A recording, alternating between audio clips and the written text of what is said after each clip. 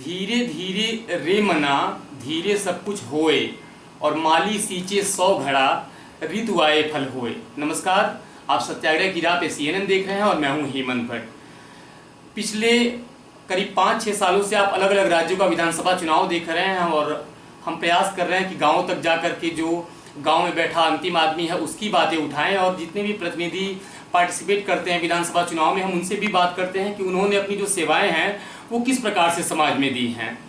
पिछले करीब 10 दिनों से आप देख रहे हैं कि मध्य प्रदेश में विधानसभा चुनाव का सर्वे चल रहा है। हम गांव तक जा रहे हैं और जितने भी यहाँ पे MLA हैं उनसे बात कर रहे हैं। आपने गिरीश गौतम जी का भी इंटरव्यू देखा होगा, आपने KP त्रिपाठी का भी इंटरव्यू देखा होगा, लेकिन आज हमारे साथ में कांग्रेस की MLA हैं कल्पना वर्मा जी। ये कांग्रेस का पक्ष रखेंगी और हम इनसे जानने का प्रयास करेंगे कि सतना में जो रैंगांव विधानसभा सीट है उसमें ये किस प्रकार से काम कर रही हैं और बहुत कुछ मिलेगा आपको इस साक्षात्कार के माध्यम से। तो आप बने रहेंगे इस विशेष कार्यक्रम में। मैम, बहुत बहुत स्वागत है आपका। जी, बहुत बहुत धन्यवाद जी।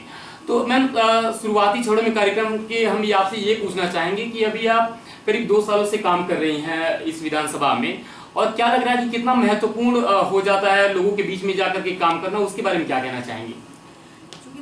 प्रेजेंट में हमारी सरकार है नहीं जी, और मैं बाई इलेक्शन चुनाव जीती हूँ, तो अभी मुश्किल से मुझे 1.5 वर्ष का समय मिला काम करने के लिए, और 1.5 वर्ष में कम से कम 8 महीने तो इलेक्शन में निकल गए, क्योंकि पंचायती राज के चुनाव थे, नगर निगम के थे। इन सारे चुनावों को लेकर कम से कम 6 से 7 मंथ वो निकल गए। मुश्किल से मुझे 8-9 महीने काम करने के लिए मिले हैं और उसमें जितना मुझसे बन सका है उतना मैंने करने का प्रयास किया है। चूँकि यहाँ 32 साल से पिछड़ी हुई विधानसभा है, यहाँ लगातार एक ही दल के विधायक रहे हैं और जिन्होंने आज तक कोई काम किया नहीं है, और आज भी जो मूलभूत समस्याएं हैं वो हमारे क्षेत्र में विद्यमान हैं। आज़ादी के 75 साल बाद कहते हैं कि सभी जगह मतलब अमृत महोत्सव हर जगह मनाया गया, लेकिन आज भी आज़ादी के 75 साल बाद भी हमारे विधानसभा में कई गांव ऐसे हैं जहां चलने के लिए रोड भी नहीं है। आज भी लोग पगडंडी पर चलने के लिए मजबूर हैं। क्योंकि सरकार है नहीं, उतने ज़्यादा हम काम नहीं करा पाए, लेकिन जितना हमसे बन सका 1.5 साल के कार्यकाल में जितना हमसे बन रहा है उतना हमने करने का प्रयास किया है। हर गाँव में मतलब बहुत से गाँव ऐसे हैं जहाँ पर अभी बिजली भी नहीं पहुँची है, तो वहाँ हमने बिजली देने का काम करा है। कम से कम 100 से 150 हैंडपम्प हमने अभी कराए हैं, और कई सारी रोडें हैं जिनका हमने भूमि पूजन और लोकार्पण भी किया है। अभी आपने सुना होगा हमारे यहाँ सब स्टेशन खोले गए, उनके भूमि पूजन कराया गया। उसके लिए हमने लड़ाई लड़ी और मुख्यमंत्री जी से कई बार मिले, ज्ञापन दिया, और अपने विधानसभा में हमने 4 जगह सब स्टेशनों को लेकर आए, जिसका भूमि पूजन हुआ, लेकिन आज तक वो भी काम अधूरा है, क्योंकि अब सरकार के अधीन है, सरकार के लोग काम नहीं कर रहे हैं, जिसके चलते आज भी वो काम पूरा नहीं हो पाया। जी, आप बड़ी सहजता से बता रहे हैं, लेकिन हम जानना यही चाहते हैं कि आपका जो विधानसभा क्षेत्र है, चूंकि बहुत बड़े मंचों पे शिवराज सिंह चौहान भी पिछले भी दिनों आए थे कोलगढ़ी में और वो बहुत बड़े बड़े वादे कर रहे थे, 1500 करोड़ 1000 करोड़ वो अनाउंसमेंट करते हुए जा रहे हैं। पिछले बहुत दिनों से वो अलग अलग जगहों पे अनाउंसमेंट कर रहे हैं। जब हम मध्य प्रदेश में गांव तक जा रहे हैं तो हमें आमतौर पे एक चीज मिलती है कि शौचालय के लिए लोग आज भी डब्बा लेकर के बाहर जाते हैं, और प्रधानमंत्री नरेंद्र मोदी हमेशा से अपनी पीठ थपथपाते रहे हैं कि हमने शौचालय से भारत को जोड़ा है, और हमारे यहाँ की जो बहुएं हैं, जो बेटियां हैं, वो आज खुले में शौचालय के लिए जाने से मुक्त हो गई हैं। बहुत सारा बदलाव आपको तब मिलेगा जब ग्राउंड जीरो पे बैठे अंतिम आदमी से आप मिलेंगे और आप उससे जानने का प्रयास करेंगे कि उसके जीवन में जो बदलाव हो रहा है वो किस स्तर का है। आज हमारे साथ में कल्पना वर्मा जी हैं, वो अपना पक्ष भी रख रही हैं और बता रही हैं कि उनके क्षेत्र में अभी ऐसे बहुत सारे वंचित गांव हैं जहां तक सड़कें नहीं पहुंची हैं, बहुत सारी सुविधाओं से वो वंचित हैं, और उन्हीं सारी सुविधाओं को जानने के लिए, उनकी परेशानियों को जानने के लिए हम ग्राउंड जीरो पे जाएंगे। हम रैंगांव विधानसभा सीट में भी लोगों से बातचीत करेंगे, लेकिन कुछ जो महत्वपूर्ण प्रश्न है, जो कांग्रेस का जो पॉइंट ऑफ व्यू है, उसको जानने का प्रयास करते हैं। मैम, एक बात बताइए कि आपका कांग्रेस में से आप MLA हैं और कांग्रेस पार्टी जो है उसने पहले भी यहाँ सरकार बनाई थी, ये उस सरकार को पलट करके जो उनके कांग्रेस के विधायक थे वो भारतीय जनता पार्टी में मिल गए और फिर से बीजेपी की सरकार हो गई। तो इस बार जो आप लोग कितनी तैयारी से आगे बढ़ रहे हैं और चुनाव के बारे में क्या कहना चाहेंगी? हम लोग की पूरी तैयारी है, पूरी कांग्रेस पार्टी संगठन के माध्यम से हो और हर तरीके से संगठित है, एकजुट है और पूर्ण रूप से काम कर रही है और जमीनी स्तर पे काम कर रहे हैं जी। क्योंकि जो 15 महीने की कांग्रेस की सरकार थी वो शायद भाजपा की जो 18 साल की सरकार रही उसने भी काम नहीं करे, इसलिए आज शिवराज जी कहीं न कहीं डर रहे हैं और उनको सिर्फ कमलनाथ जी से ही डर लग रहा है और आने वाले समय में कांग्रेस की सरकार बनेगी, ये 100% सत्य है। क्योंकि आज जो जनता की आवाज़ आ रही है केवल यही है और जनता बिल्कुल खुले मन से कह रही है कि इस बार हम लोग कमलनाथ जी के साथ हैं और कांग्रेस की सरकार बनेगी। जी, महंगाई के मुद्दों पे आपसे बात करना चाहेंगे कि आप एक महिला हैं और लोग गांव में भी जा रही होंगी, रेंगांव विधानसभा सीट में बहुत सारे लोग जो है वो आपसे मिलने के लिए भी यहाँ पे आते होंगे, महिलाएं आती होंगी। महिलाओं के मुद्दे पे आप कितना मुखर होकर क्या कहना चाहेंगे कि महिलाओं के जीवन में किस प्रकार का बदलाव हो रहा है और महंगाई आमतौर पे, क्योंकि आपकी सरकार ने कहा है कि अगर हम आते हैं सत्ता में तो 500 रुपए में सिलेंडर देंगे। आमतौर पे सिलेंडर या ईंधन की बहुत प्रॉब्लम होती है महिलाओं को, तो उनके पक्ष के बारे में क्या कहना चाहेंगी? देखिए, जो महंगाई है आज वो चरम पे है और महंगाई सबसे ज़्यादा महंगाई का जो दर्द है और जो झेल रही हैं वो सिर्फ महिलाएं झेल रही हैं। क्योंकि जो सरसों का तेल 60-70 रुपये लीटर मिलता था आज वह 100 रुपये के ऊपर है और डीजल पेट्रोल के दाम बढ़ गए हैं। आप देखिए, गैस सिलेंडर जो 450 रुपये का मिलता था आज वह 1180 रुपये का मिलता है और गांव जाते जाते 1200 रुपये का हो जाता है। तो कहीं ना कहीं महंगाई सबसे ज़्यादा यदि प्रताड़ित कर रही है तो महिलाओं को, क्योंकि उनकी जो रसोई का बजट है वो एकदम बिगड़ा हुआ है। पहले जो तेल वो 5 लीटर एक महीने के लिए लाती थी आज उनको 2 लीटर में ही काम करना पड़ रहा है, क्योंकि बजट तो ज्यों का त्यों है। यदि उनकी मजदूरी 300 रुपये है, पहले थी तो 300 रुपये आज भी है, मजदूरी तो बढ़ाई नहीं गई, बस महंगाई निरंतर बढ़ रही है, जिसके कारण महिलाओं को बड़ी असुविधा हो रही है।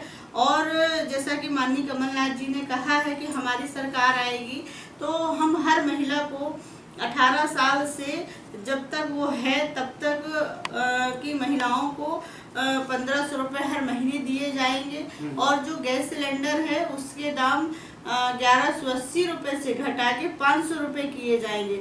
और जो बिजली की समस्या है, चूँकि आज पूरे प्रदेश में बिजली की बहुत बड़ी समस्या है, चूँकि जहाँ भी मीटर लगे हुए हैं या नहीं लगे हुए हैं तो आज मीटर रीडिंग नहीं कराई जा रही है, मनमाने तरीके से बिल आ रहे हैं और 2000-3000 से नीचे तो किसी का बिल आता ही नहीं है।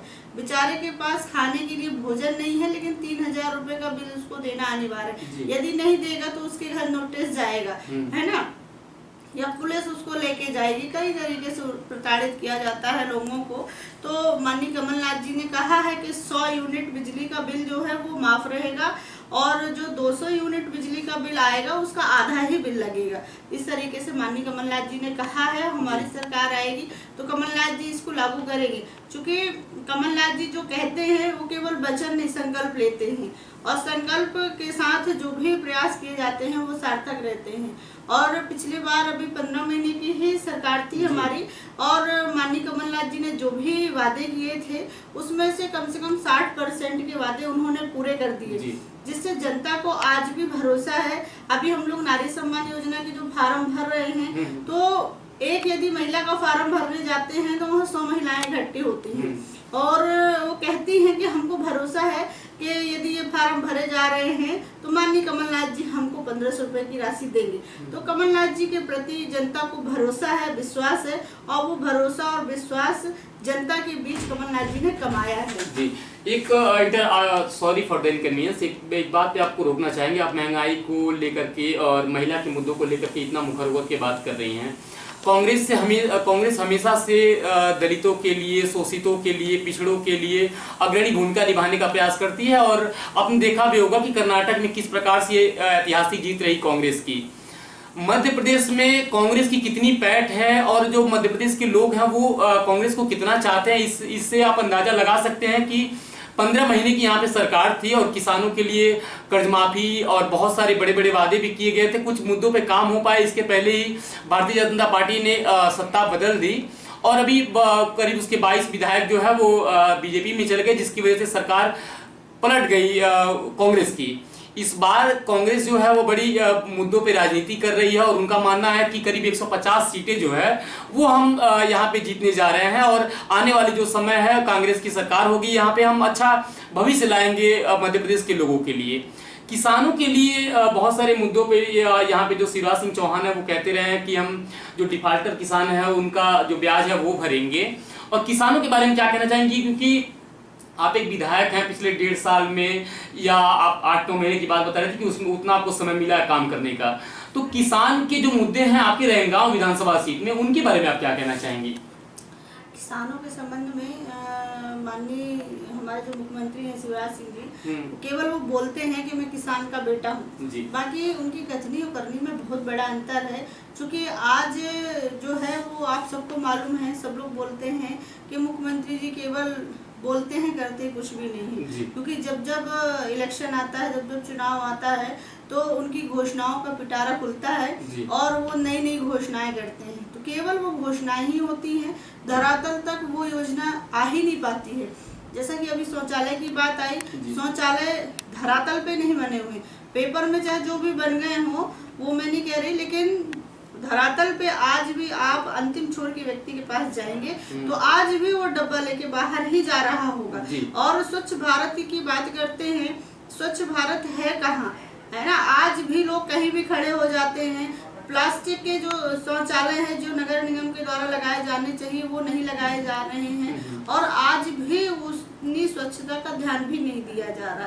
केवल खाना पूर्ति हो रही है, कागजों में चल रही है, जो भी योजनाएं शिवराज जी की है सिर्फ कागज पे चल रही है और बड़े मात्रा में भ्रष्टाचारी हो रही है और कहीं भी जनता के हित में कोई भी काम नहीं किया जा रहा। जैसे अभी माननीय शिवराज सिंह जी ने लाडली बहना योजना लॉन्च की, बहनों को भी मालूम है कि जो ये 1000 रुपए अभी हमारे खाते में आया है वो सिर्फ 4 महीने आएगा, जब तक इलेक्शन नहीं हो जाएगा तब तक पैसा आएगा और इलेक्शन के बाद हमको कोई भी पैसा नहीं मिलेगा। और उन्होंने जो भी उसमें क्राइटेरिया रखा है वो भी उसके कारण भी बहुत सी महिलाएं उससे वंचित हो रही। माननीय कमलनाथ जी ने ऐसी कोई शर्त नहीं रखी और जब सरकार आएगी तो एक तरफ से सारी महिलाओं को 1500 रुपए दिया जाएगा, ये माननीय कमलनाथ जी ने कहा है। और किसानों के हित में तो हमेशा कांग्रेस ने ही सोचा है। अभी 18 साल से यहाँ सत्ता पे बीजेपी है, लेकिन आज तक किसानों की कर्ज माफी नहीं की गई। केवल कहा जाता है, जब जब चुनाव आता है तो कहा जाता है कि हम किसानों के लिए ये करेंगे वो करेंगे, लेकिन कभी भी किसानों के लिए कोई भी कदम नहीं उठाया गया। हमारी सरकार आई, भले 15 महीने थी, माननीय कमलनाथ जी ने जैसे ही शपथ ग्रहण की उसी दिन उन्होंने कर्ज माफी के लिए उन्होंने साइन किया और बैंकों से सारे आवेदन मंगाए और लोगों के कर्ज भी माफ हुए। बहुत सारे किसानों के कर्ज कम से कम 1 से 1.5 लाख रुपए तक माफ हो चुका था। चौथी किस्त थी जो माफ होने वाली थी, पर सरकार गिर गई, जिसके कारण वो नहीं माफ हो पाया। लेकिन कमलनाथ जी ने कहा कि हमारी सरकार आएगी तो जो भी किसान वंचित रह गए हैं और जिनका जितना कर्जा बचा है उसको हम माफ करेंगे, ये माननीय कमलनाथ जी ने कहा है।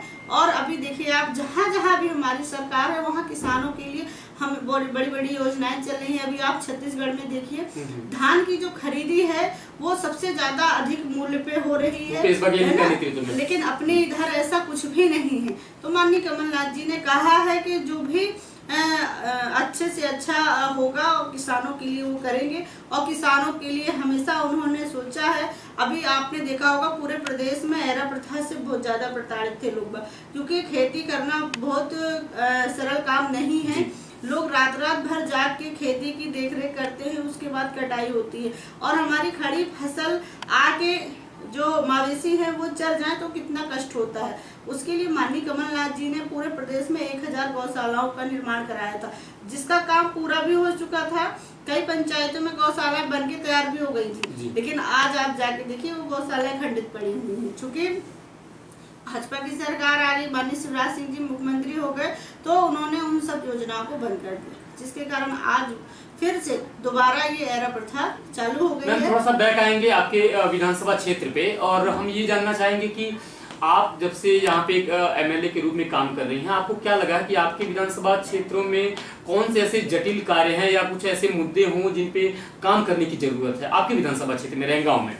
देखिए, मेरी विधानसभा पूरे प्रदेश की सबसे पिछड़ी हुई विधानसभा है, जो मैं विधायक बनने के बाद वहाँ महसूस कर रही हूँ, क्योंकि वहाँ पर आज तक किसी तरीके से कोई काम हुआ ही नहीं है। चाहे वह शिक्षा का क्षेत्र हो, चाहे स्वास्थ्य का क्षेत्र हो, चाहे वो बिजली का क्षेत्र हो, चाहे पानी की समस्या हो, चाहे कोई भी समस्या हो, सारी मूलभूत समस्याएं वहाँ आज भी निर्मित हैं। और हमने उसके लिए प्रयास किया, जो बरगी नहर है उसके लिए प्रयास किया, कई बार मुख्यमंत्री जी से मिले। अभी हमने बरगी नहर को बजट सत्र में शामिल भी करवाया है, और हमारी ये अपेक्षा है और हमें उम्मीद है कि यदि बजट में उसको शामिल किया गया है तो जल्द से जल्द उसका निर्माण कराया जाएगा। अब चूंकि जो बरगी नहर है उसका जो टनल का काम है, 11 किलोमीटर की टनल थी, तो 11 किलोमीटर बनाने में उनको 11 किलोमीटर में 8 किलोमीटर बनाने में उनको 15 साल का समय लगे। अब 3 किलोमीटर जो बची है, अब उसको बनाने में जितना समय लग जाए अभी तो वही लोग बता सकते हैं। और ये तो इंजीनियर का काम है, और मुझे तो यही अपेक्षा है कि जल्द से जल्द वो निर्माण कार्य कराया जाए ताकि लोगों को पानी मिल सके, और जो खेत खलिहान सूखे पड़े हैं वहाँ सिंचित के लिए पानी मिल सके। जी, तो आपने सुना कल्पना वर्मा जी को, कितनी आत्मीयता के साथ, कितना मुखर होकर के इन्होंने अपनी बातों को रखा, अपने विधानसभा क्षेत्र में हो रही परेशानियों को बताया भी, और ये भी बताया कि किन क्षेत्रों में इन्होंने आगे बढ़कर के काम किया है। और भी बहुत सारे महत्वपूर्ण मुद्दे हैं, हम इनके क्षेत्र में चलेंगे और लोगों से जानने का प्रयास करेंगे कि उनके जीवन में जो हो रहे बदलाव हैं उसमें सरकार की क्या भूमिका है, और सरकार आज उनके जीवन में बदलाव की भूमिका निभा भी रही है या नहीं निभा रही है। खास तौर पे जो यहाँ के मुख्यमंत्री हैं शिवराज सिंह चौहान, वो अपने आप को मामा कहते हैं, कि उनका मानना है कि वो जो यहाँ की बेटियां हैं, जो माताएं हैं, उन्होंने 2 माँओं का प्यार दिया, इसलिए लोग उनको मामा कहते हैं। एक महिला होते हुए आप क्या कहना चाहेंगी? आपके प्रदेश के मुख्यमंत्री हैं और वो अपने आप को मामा कहते हैं, आपको क्या लगता है कि कितना मामा होने का फर्ज निभा रहे हैं यहाँ के मुख्यमंत्री? देखिए, आज अपराध में महिलाओं के साथ जो अपराध हो रहे हैं उसमें नंबर 1 पे मध्य प्रदेश है। यदि वो वास्तविकता में हमारे मामा हैं या महिलाओं के या कन्याओं के मामा हैं, तो सबसे पहले उन अपराधों को कम करें और कुछ ऐसे कानून और ऐसे नियम बनाएं कि अपराध घटे, बढ़े नहीं। किसानों की आत्महत्या में भी मध्य प्रदेश 1 नंबर पे है, और आए दिन किसान आत्महत्या कर रहे हैं, क्योंकि कहीं फसल नष्ट हो गई, उनको मुआवजा नहीं मिल पा रहा है, या कुछ भी इस तरीके से बहुत सारी समस्याएं विद्यमान हैं। और जब हम कहते हैं कि हम किसान के बेटे हैं, तो किसान के प्रति हमारी प्राथमिकता होनी चाहिए, पर ऐसी प्राथमिकता तो मुझे कहीं देखने को नहीं मिली है। और रही बात मामा की, तो वास्तविकता में मामा जो भांजियों के होते हैं, उनमें मामा मतलब 2 माँओं का माँ छुपा होता है, तो उस स्तर पे काम करते हैं।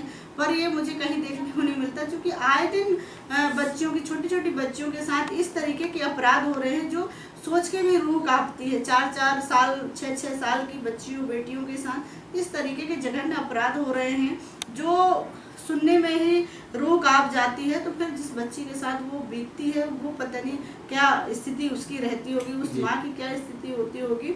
जब हम इन अपराधों पे कमी नहीं ला पा रहे हैं, तो ये आप खुद सोच सकते हैं। जी, बहुत बहुत धन्यवाद आपका कि आपने ये महत्वपूर्ण समय दिया। आप भी सुन पाए होंगे कि एक महत्वपूर्ण कार्यक्रम था। आप बने रहे सत्याग्रह की इस विशेष यात्रा के साथ। हम रैंगांव विधानसभा सीट में भी चलेंगे। बहुत बहुत धन्यवाद आप सभी का। नमस्कार।